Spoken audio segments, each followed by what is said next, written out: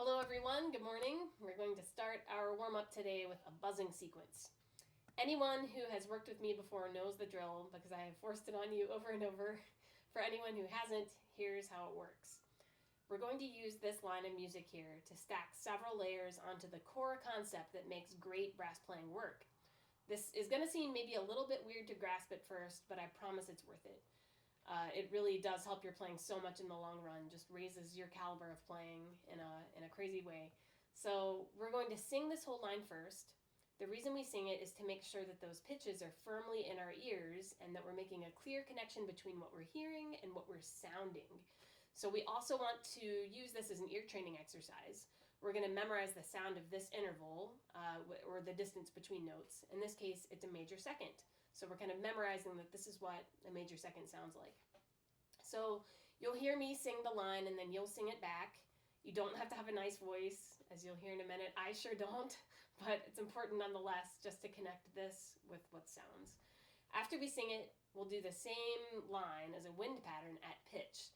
This is that core concept, the very most important concept I mentioned that makes great brass players great. We're going to treat our airstream just like a violin bow. Just like, a violinist, they can have crazy finger stuff going, but they're not thinking about that, and they're not thinking about the friction of the bow and the string. Definitely not that. They're thinking about the motion of the bow this way. That's really where they communicate. A great string player communicates with their bow. So we're going to basically do the same thing. We're going to imagine with super vivid detail that we can actually see our air, just like a moving bow, and we're going to make sure it has a smooth, vibrant motion, never a loss of energy or motion at any point.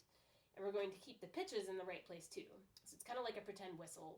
We might probably discuss this a little bit more later in the week, but basically when I say that, some people would call that vowels or mouth shape, or tongue level. Basically, the shape of your mouth is going to force the air to go to the right pitch. And I like to really think a lot about vowels, just like if you say ah, and you just put the air through like that, you kind of get a middle of the road pitch. But if you say e, the pitch is quite a bit higher. If you say I like to use that vowel, the French EUX sound, rather than because the sort of sucks the air back in, points it forward. You get a low pitch. So I really like to think quite a lot about vowels because you can't see your tongue, so it's hard to say, do this with your tongue. But you're an expert speaker already, so to think of a vowel sound that you're never going to miss, just think E, you're going to say E, no problem. That seems to always yield better results than anything else. So however you want to think of it is fine. Basically, we're just thinking about guiding the air with the mouth shape or vowels, right? So if you can make the air sound awesome at the right pitch on its own, it's going to sound great when you play too, because your body won't have to get tense or do anything weird to squeeze the pitches into place. A great resonant sound comes from being able to completely relax everything between your chin and the bottom of your rib cage. So get that kind of fake whistle pitch right, and all that's left for your air to do is just trust fall onto the natural resistance of the instrument. So we're going to do this as a call and response. I'll play it, you play it back. Then we're going to make a carbon copy of that, what we'll have just done, really memorizing and replicating that feeling of just dropping the air into the right slot. And then we're going to stack extra stuff on top of it, one layer at a time. So we're going to do a free buzz, and then we're going to play it on the mouthpiece, and then we're going to add our amplifiers. And I say amplifier because that's really all our instruments are. The pitch of the air is the core of what's happening here. That air, already at the right pitch because of our tongue, vowel, mouth shape, it meets the resistance of our lips, which causes a vibration that we then amplify with the instrument. But the process only works well if we really focus on the air and make sure that the gesture is smooth, free, and alive. So remember, this whole sequence we're about to do should keep pointing your mind over and over to the smooth, vibrant gesture of your air, just like a violin bow. The rest is just an afterthought.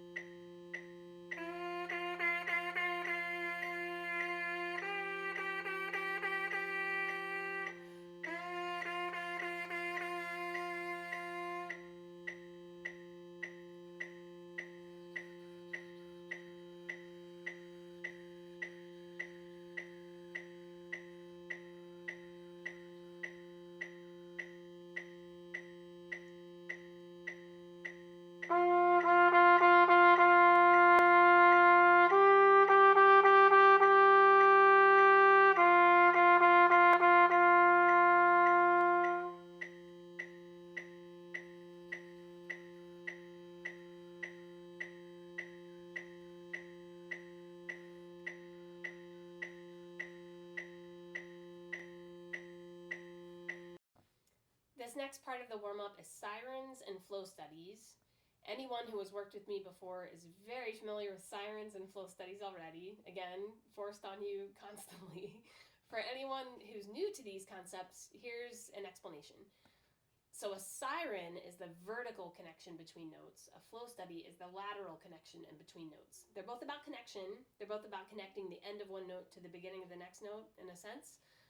But again, siren is vertical, flow study is lateral or horizontal. So about sirens first. Everything we ever play should exist on one super connected siren. We should move freely on this siren, whether we're playing a scale, doing a big interval jump, even playing really crisp short notes. Everything you ever play should fall into place along one smooth motion of your tongue, basically going between the vowels like what we were talking about a minute ago.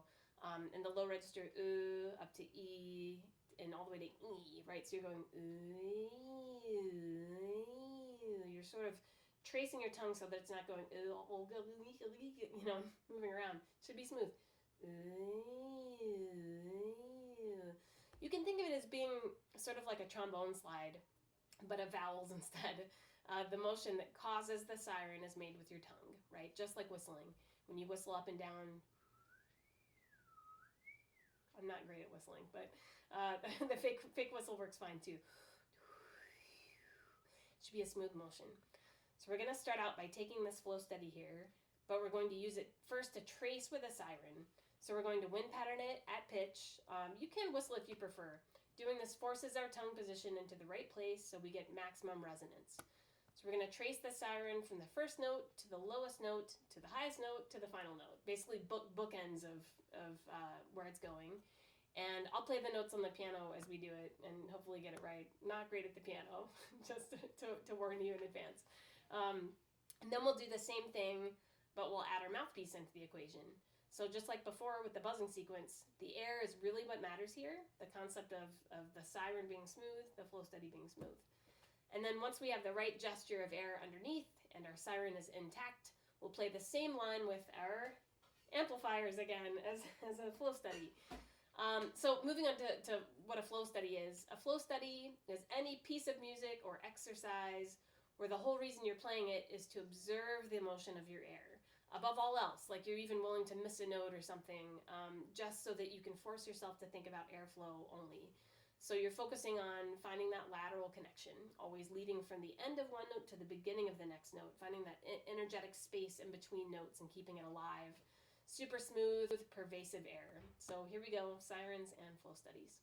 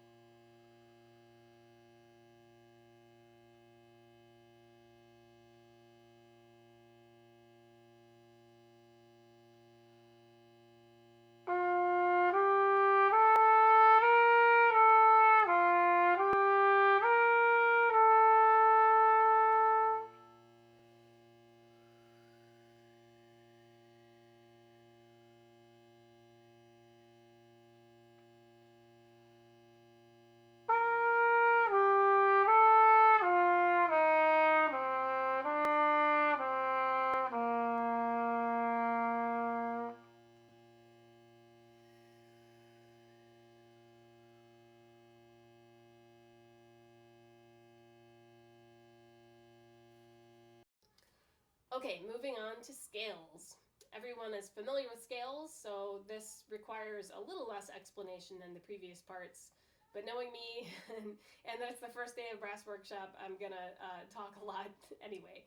I promise I'm not gonna talk this much in every warm-up video all week, but there's a lot to cover the first day. So I always like to suggest that no one ever practice just scales alone. Scale practice should always be paired with other skills like articulation, dynamics, rhythm, and general style work. You can actually cram almost anything into your scales and get a lot more ground covered. For today, we're just going to pair up our scales with articulation and dynamics. Working dynamic contrast into your warm-ups and practice sessions is super important. Not only does it make your dynamic range increase, which is a great thing, it also just gives us way better control over the many invisible things in our playing. So if you think about it, to have a note be delivered at the right pitch and just sort of stay there, you've got to have your vowel sound or tongue level, whatever you want to call it, in the right place. Your upper abdominal support has to be set correctly. And then if all of a sudden you just change the amount of air coming through abruptly, either you're gonna have to make very quick adjustments, or the resulting note's just gonna be wild. It's gonna go crazy. So doing a lot of dynamic contrast makes us really quick at being able to put the knobs in the right place, taking into account the amount of air that's coming through. So anyway, dynamic contrast, very important to do. So we're gonna do this scale stuff as a trade-off again. So I'll play the scale, you play it back. Try to make sure that you're keeping your articulation consistent throughout each line. You'll notice each line has a different articulation. So about that, while the same articulation can be played in different ways in different pieces, like for example, an accent in Beethoven is different than an accent in John Williams. A staccato is different in Bruckner than it is in like a Pops piece or something. So you know, you're going to play things differently in different pieces, but being able to choose a specific length and front of a note and being able to keep it consistent across one line of music means that you have great physical control.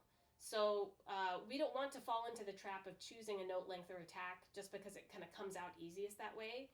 We always want to make sure that we let our artist, our sort of inner artist or musician choose, and the brass athlete follows. You've always kind of got that balance between the artist and the athlete. So you want to make sure that physically you're able to do anything that you're thinking. So for the sake of just training the athlete here, we're going to keep it consistent across the whole line. One last thing, when you're listening, I would suggest doing a wind pattern along with this, and it's going to help a lot with that too. So for advanced players, or if you've just done this kind of stuff a lot, feel free to pause the video and maybe choose other keys in between, or you could even choose a rhythmic fragment to pair up with it. And we're going to do a little bit of that more later on this week, but for now we're just going to keep it straight quarter notes. So make this warm up into something that works for you, and otherwise just let's do some back and forth here. So here we go with the scales.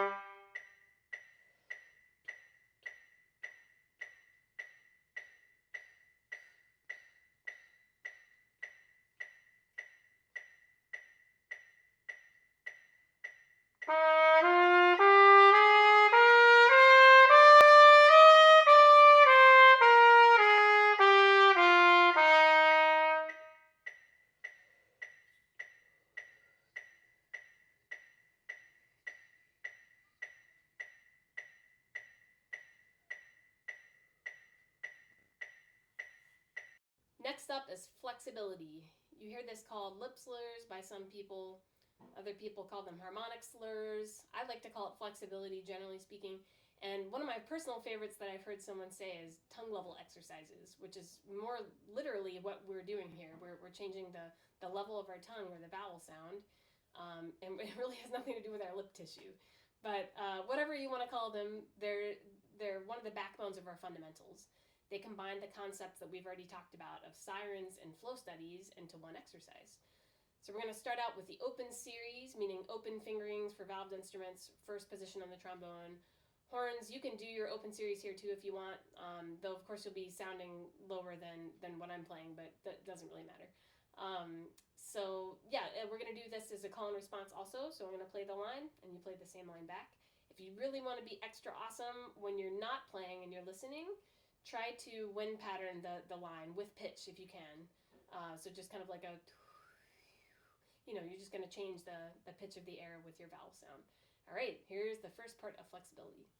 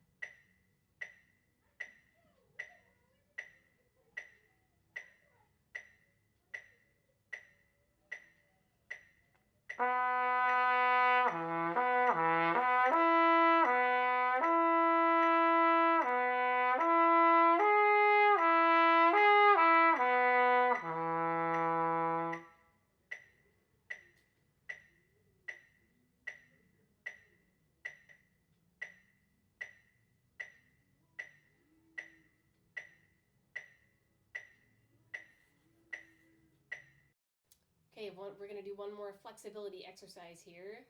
This one we're going to start with 7th position, or 1, 2, and 3 for valved instruments, and we're going to work our way up. It's going to get a little bit higher than the previous one, so anyone who is uncomfortable going that high, or you start to feel like you're straining or pushing or forcing, just stop earlier. You can always fast forward to the next section, or just wind pattern along as you listen to the rest, and that's totally fine. It's always far more important to make sure that your form is correct, that your approach is solid, that your vowel sounds, your tongue motion is in the right place, and that your upper abdominal support is doing the right thing, and that you're totally relaxed otherwise. Remember, just like before, between your chin and the bottom of your rib cage, you want to be just completely relaxed, almost like you're asleep. So, it matters so much more to get the form right than to get the notes right. So we're going to start out by doing siren with each one first, just to we're going to trace the vowel shape from the first note up to the highest note and then down. And we're going to make sure that all the things we've already talked about are there. The flow study is smooth, the siren is smooth up and down, and we're sort of tracing the energy of that sound up. So for higher brass players, you're really going to want to engage this, let's see if we can get this in the video more, your upper abdominal support. Basically, if you feel the bottom of your rib cage on both sides, it's the muscle that's directly between those points, your upper abdominal support, and that's where you're going to get most of your kind of like energy to push the air through resistance. And for especially higher brass players, but it kind of applies to everybody in some way, the higher you're playing, the louder you're playing, and especially the more towards the end of the breath you are, the more you have to start engaging that muscle. You certainly don't use it when you're playing low and soft at the beginning of the breath, but you do have to engage it for an exercise like this. So we're basically going to play this siren to sort of trace that energy up and down, and then just play it into the amplifier, same as everything else. So, and again, a call and response. I'll do the siren, you do it back. I'll play the lip slur, you play it back. And no pressure to get the notes. Just make sure that your form is awesome. You've got a really solid approach, and it's going to be great.